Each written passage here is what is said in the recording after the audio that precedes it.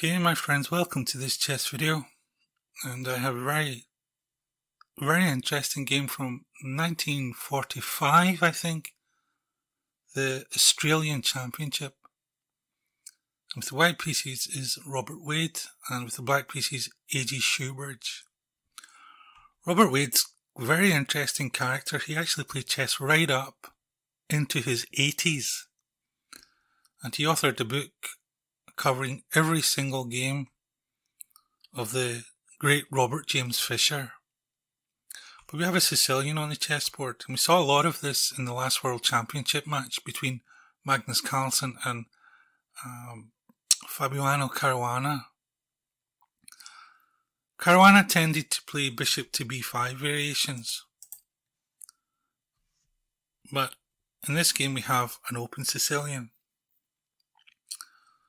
And white is prepared to give up a central pawn for a wing pawn to undermine black's control of d4. Takes, knight f6 and knight c3. And we have a kind of classical Sicilian here. And here white plays a move I really like, bishop to e2. I mean, the bishop looks kind of passive. On e2 you might be able to maybe prefer it to be on c4 or b5 or something like that.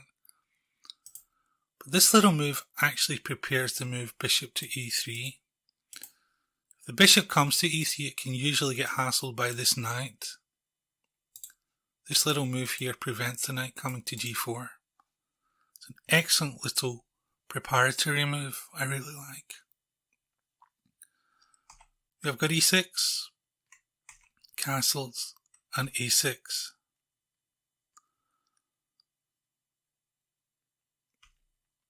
Bishop to e3, the move that bishop to e2 prepared, and queen to d7. And f4, and here we have a kind of classical Sicilian structure in the center. It's very dynamic. White can play to try to get control of d5 with moves like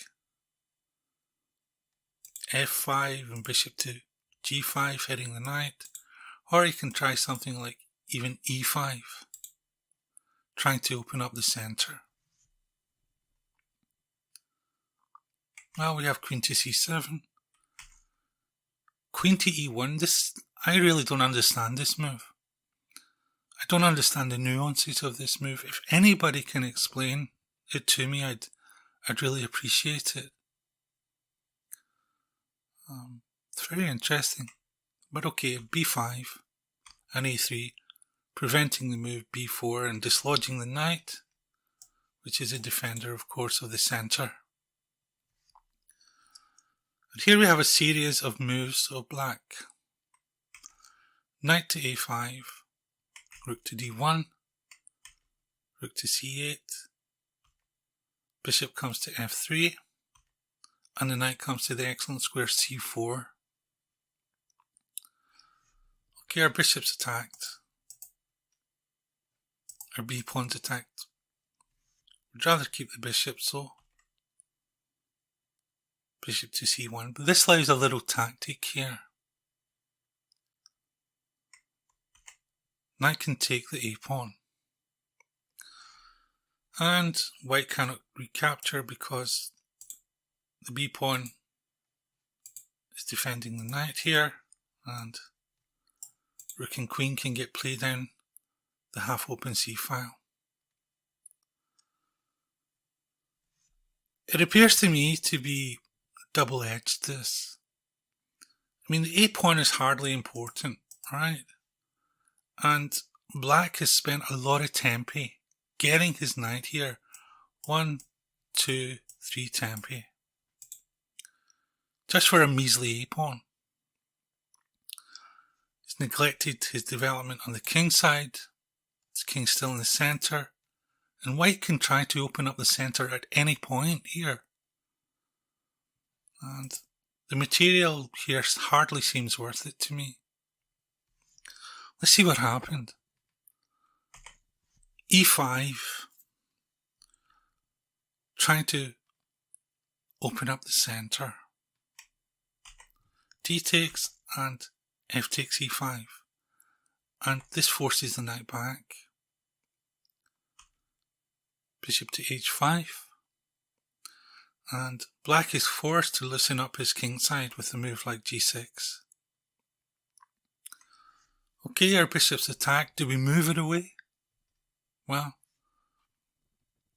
Robert Wade played the excellent queen to f2, because this is a much greater threat than this here. Okay, black's got to do something. f5 looks like a kind of only move. Now do we move our bishop away? Well, e takes f6 and king to f7.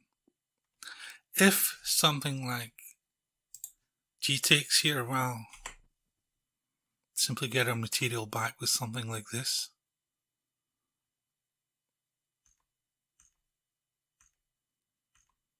And yeah, black's getting mated.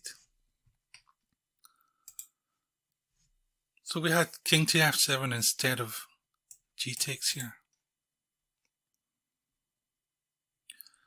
Now do we move our bishop away? Well, Robert Wade played the excellent knight to e4. Okay, I'm going to take your bishop. So what do we play now? Well, we threaten mate here with queen to h4. If we take on here, this will in fact be mate. King has no squares. Awesome move. Queen to e5, coming, trying to prevent the mate, but we can interpose the rook here on f5, blocking the queen's communication with the h-pawn. Black's got to give up the queen. Well, we don't need to be asked twice. Knight takes f5, e takes f5, and queen takes on h5 with check. It's only a single square for black king on e6.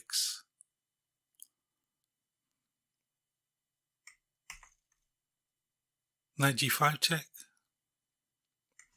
The king takes on f6. Wow. He's doing the dance of death there. So there's only a single square. King e5. Takes. I think actually probably bishop here was maybe a better move to here.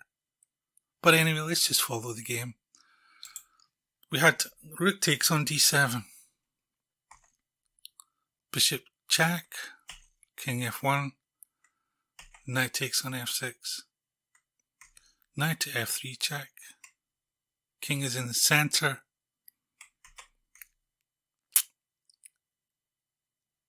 King to e4. Knight to g4, and I bet black never saw this move coming here. Queen to e7, check. Giving up the queen. Well, bishop takes e7 and rook to d4. Checkmate. Very pretty mate in the center of the chessboard. With rook and knight and bishop all conspiring to take away squares from the black king.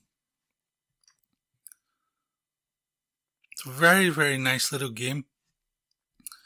I think it highlighted that if you fail to castle, if we go back, you can see that black rather, is simply developing, he's neglecting development here. He's not developed his king side, he's pushing pawns, he's wasting tempi going after meaningless flank pawns, the A pawn. And as soon as the centre opens up, gets himself in some real trouble here. That's why it has so many threats. Preparing to give up material in order to go after the Black King. It's a very, very nice game from Robert Wade, who I don't even think is a titled player.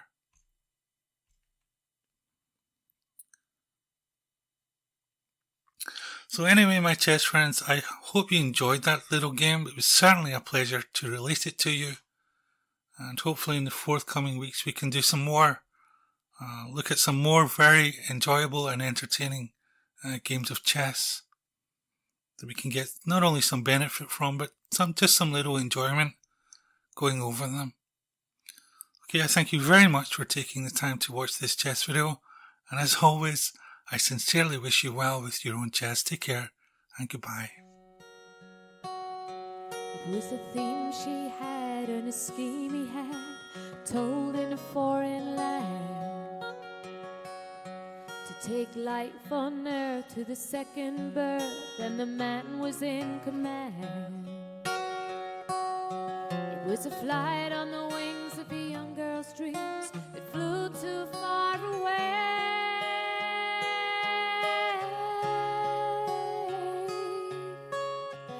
Don't push too far, your dreams are china in your hand. Don't wish too hard, because they may come true and you can't help them.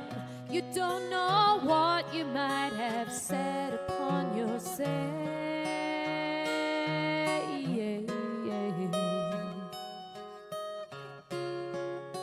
China in your hand.